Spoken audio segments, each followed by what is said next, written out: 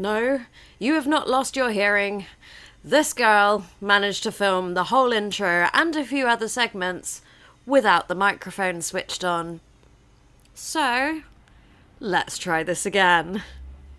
You can tell she's getting rusty when she forgets to turn her microphone on. Hey friends, how's it going? It's your favourite chaos demon who's been stuck under the rock. Sometimes the sleepy little bedbug just needs to curl up in some pillowy, soft dirt and just slide a giant rock over the top of itself and hide away for a bit, and that's exactly what I've done. However, today we are working on an outfit.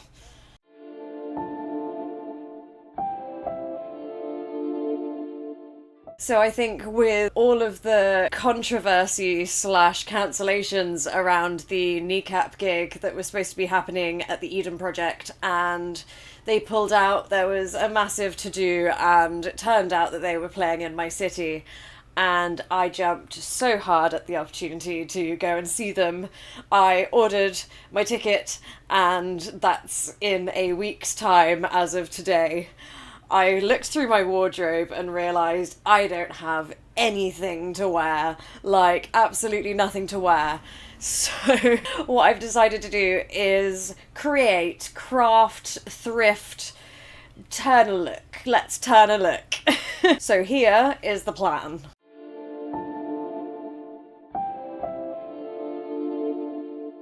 What I've done is I've bought this, which is just a basic bodycon cotton dress from Primark. It's got a built-in bra. Here is the little design that I've done for it. So my plan is to tie-dye the top of it green, tie-dye the bottom of it orange. I've got some slits that I'm going to do up the thighs. Yeah, you can see the visual imagery here. Honestly, I'm already 2 hours in and realising that I'm needing to film the intro again, so I am all afluster. It's probably not going to look that good in person. But my plan is to tie-dye Irish flag onto the cotton dress and then applique the Kneecap logo onto here, and please don't make me try and pronounce it. I did such a bad job butchering it on my St. Patrick's Day video, I remember. That's why I put the volume so low on it, so kudos if you actually caught that. I'm gonna try my best in my colonial tongue. Tiok Fidala along the back, and then I'm going to try and do some corseting down the sides. I've been to the haberdashers, I've got some white ribbon to do that with. So yeah, that's the vague plan. Today's tasks are the tie-dye section of the garment, and then tomorrow's task is going to be the final finishing gorgeousness. I am honestly winging it, but that's part of the fun, I think. So let's continue the footage and let's see how we get on.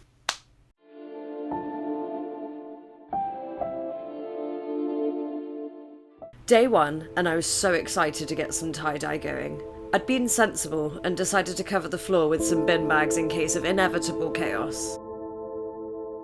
I then decide on overkill with my everything towel and a plastic box to work in. I opened up the tie-dye kit I'd bought and selected the green, dark green, and orange bottles. These bottles came pre-filled with the dye powder mix, so all you need to do is add water up to the line. While looking for the instructions, I realised that the kit comes with a protective sheet as well, so I placed that under the box and give the instructions a vague read. Deciding I knew best, I began scrunching the fabric and adding the rubber bands at the top and bottom of the dress until I was happy with how it looked. Then I referred back to the instructions. So at this point, I'd given the instructions a read, and it said, depending on dry or wet technique, and I thought to myself, oh god, there's actually technique. So I had a bit of a look online about the difference between what wet and dry tie-dye technique looks like. So I decided that I'm going to do green when it's wet, when it's fresh out of the washing machine, And then after it's been drying for a little bit, I'm then going to add some dark green into it, which will hopefully be a bit more vibrantly pigmented. We will see. That's the plan anyway. So let's get all of the rubber bands off. Let's get it into the washing machine. And yeah, let's go from there.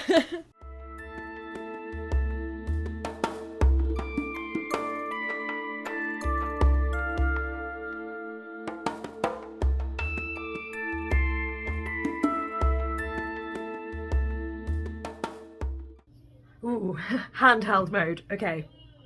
I realised that I just popped one of my Liquitab things in with the wash. Wasn't thinking. That probably has fabric conditioner in it, and we don't want that in for the tie-dye. So I'm going to pop it on a rinse and spin cycle for another like 10 minutes, and then we will finally get around to the dyeing.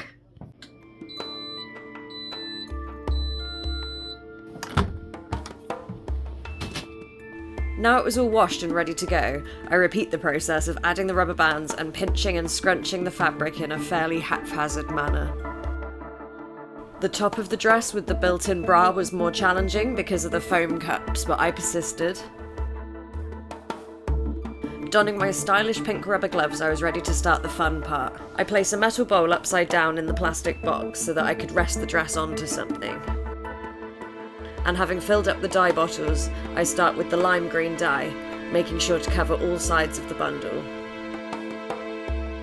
And then, throwing planning to the wind, I also add the darker green into the gaps. Not throwing caution to the wind, I'm actually quite conservative in my dye application.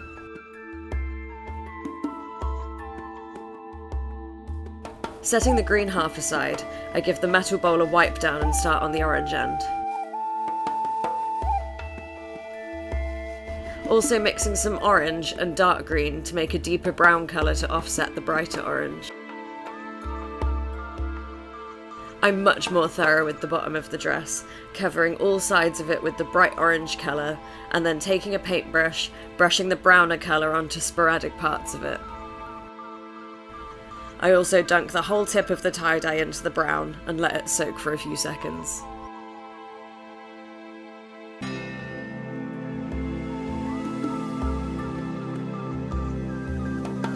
Once I was happy with the placement and amount of dyes, I cover each end of the dress separately with a white bin bag and leave it for 24 hours.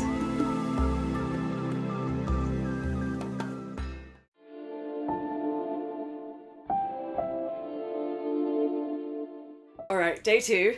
The dye has been on for a good 24 hours now. Cold water rinse, hot water rinse, let's see how it looks. Turning my shower head onto the strongest nozzle, I give the dress a thorough rinse with cold water while it's all still banded up. Once the water was running clear, I begin taking off all of the rubber bands from the green end, and I get my first glimpse of how it looks. I then give the green end a hot water rinse until it ran clear-ish. And then I start on the orange end, repeating the process with a cold water rinse, removing the rubber bands, and then a hot water rinse. Then finally the whole garment goes into the washing machine on 60 degrees for an hour.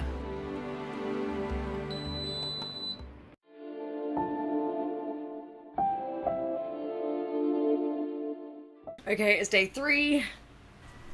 Here is where we're at. I am very happy. Look, it's got little hearts on it. Annoyingly, because that's exactly where I want the thigh slits to go. However, yep, I'm totally happy with how this has gone. So, I am hoping I'm going to allow 2 days to finish this. We're going to try and do the thigh slits today, and also add some of this, what do they call it, stitch and tear, just to make the fabric a little bit easier to sew into. So yeah, let's go. This dress is actually a lot longer than I remember it being, so we're gonna figure out where the corset holes and where the thigh slits are gonna go. I've got a pen, the professional way. I'm just gonna I really love this heart pattern that's here, but unfortunately it is exactly where it's going to be lost. I don't want it to be too revealing when if I have my arms up, I don't want it to come up too high. I actually think that that's enough.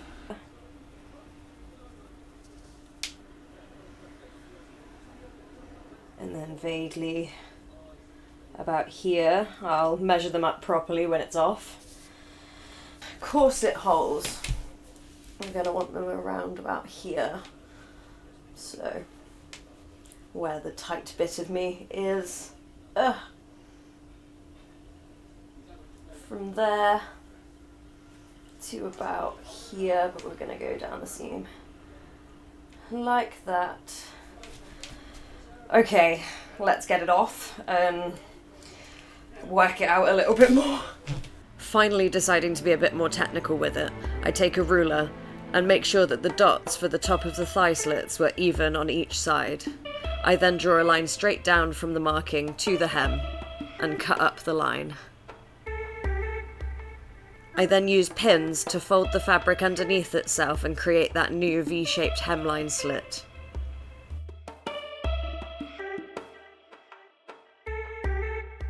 Off camera, I stitch up and down each hem in black thread for some reason, but that secures the hemline properly.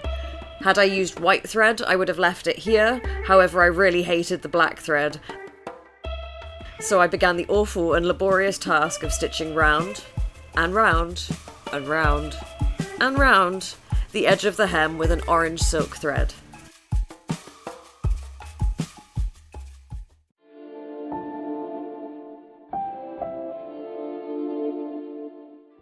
Oh my goodness. So we have 2 days left until the gig.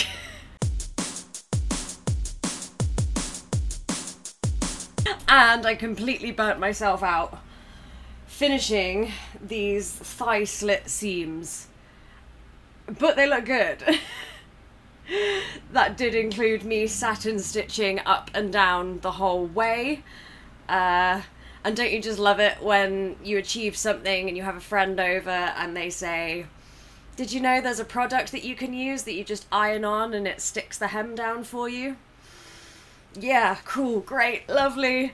Well, today we're going to finish the corset holes on either side, get the lacing in, and we're at least going to do the outline of the balaclava logo there and the text across the back. I've also decided to add a Palestine flag in a heart on this side as well, so I may outline that today and finish it all off tomorrow. We're gonna have to get productive today, so let's go! Slightly panicked, I begin deciding on how many corset holes I wanted to have down each side. For some reason I decide to measure this by eye and use a fat-tipped black pen to try and ink both sides at once in the centre of where the holes actually would be. Clever. Realising I'd marked the holes in the wrong place, I then draw a dot an inch either side of where the original marking is to mark where the corset hole will be.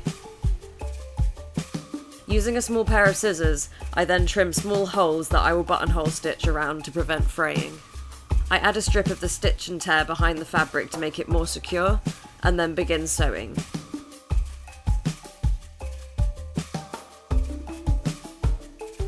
I think there was 20 of these buttonholes I needed to stitch, so I'll save you the tedium. Well, folks, she is an absolute genius. Man invented fire, woman invented iPad as lightbox, actually straight onto the fabric rather than onto paper and then onto the fabric. I don't know why I had that in my head, that was the most efficient way. But yeah, right now we have my design against the fabric, so I'm going to go over that with pen. And yeah, that should make things so much easier. Oh my gosh. Feeling like an utter genius, I draw a heart where I want the Palestinian flag to be, and then do my best to copy the kneecap logo onto the right side of the chest.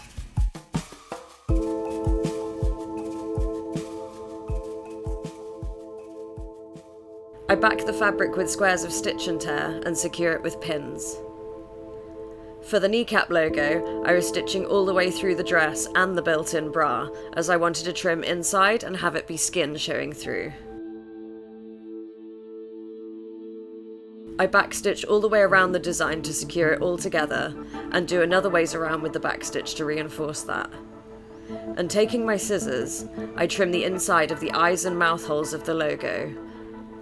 I still leave a few millimeters of fabric on the inside, as that will be covered by the satin stitching. Taking a black silk thread, I stitch over and over and over until the whole outline is a solid, thick black outline. Okay, we are really going up to the wire with this one. I finished the rest of this off camera last night because I'll be honest, the filming process is what's taking the time. If I can blame it on the filming process. No, in all honesty, while I'm sewing, I'm not keeping it in frame, and then I'm having to take time to reframe it, and yeah, so I finished this off camera, and I'm really happy with how it looks. I just need to finish the Palestinian heart on this side, and then the whole text on the back, and I'll put up my original design here again. And I'd originally planned to black out the whole text. I'm not 100% sure I'm gonna have time, patience. So if I do have the time and all the patience, then I might. But if not, I'm just gonna try and get a nice solid outline, make it legible, make it look nice. We've got about 28 hours to go.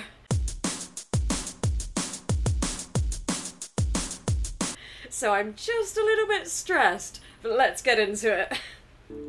I did not care if my fingers ended up bleeding, I needed this to be done. I had pinned some stitch and tear between the top layers of fabric and the built-in bra, so that the back of the stitches wouldn't be scratching me as I moved. I draw the stripes in the triangle onto the heart shape so that I know my colour boundaries. And after going around the outline in black, I fill in the top stripe with black also, and then I move on to the green, white and red in satin stitch.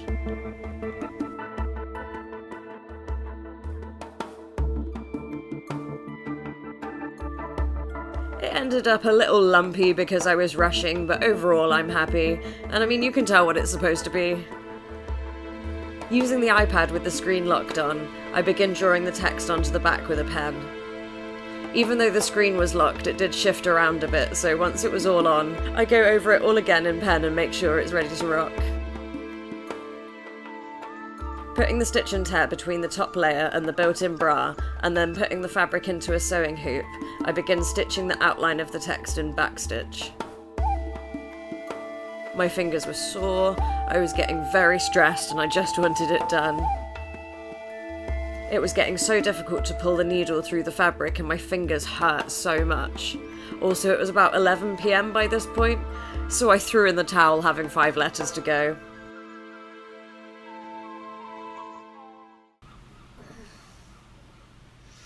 There is about 6 hours until the Kneecap gig.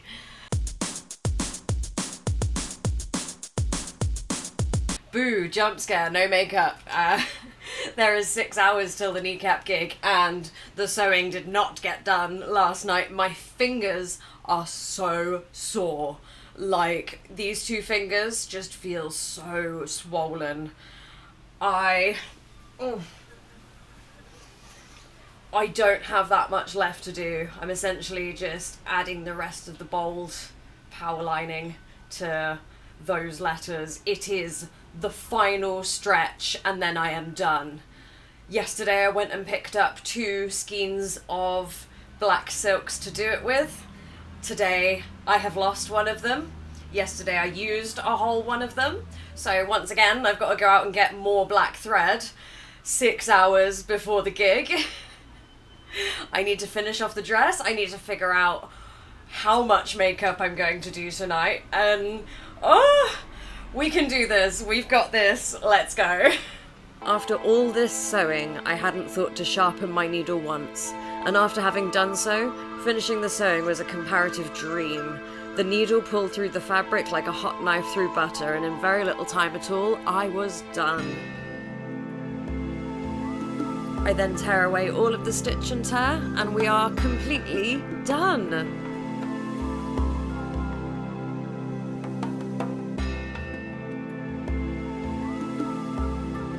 I didn't get much of a good reveal shot because I filmed it 5 minutes before I left for the gig, but I am so happy with how it looks.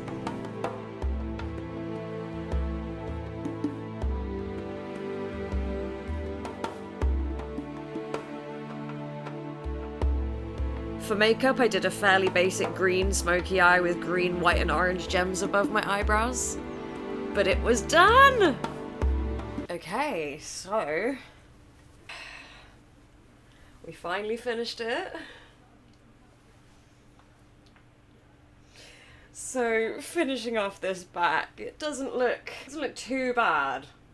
It's just a little lumpy in some places, and I realised way too late that my needle could have been actually blunt. And as soon as I sharpened the needle, it was so much easier. I really wish I'd have realised that earlier. But yeah, I am really happy with how it turned out. For considering the time frame as well, considering I sort of hid under a rock and forgot about. But yeah, I'm super happy. I think I would have added a lot more corseting, done a bit better on the corseting, and I would not have done these giant black dots in the centre of the seam. I really wasn't thinking. Yeah, I'm really happy with how this turns out though. Bit of a strange one. I'm not sure if making wardrobe items is my penchant, but is anything. I am proudly a jack of all trades and a master of none. But with that being said, if you enjoyed this, please do give it a like. If you want to stick around, hit subscribe, and until next time, I will see you soon. Mwah, mwah, mwah.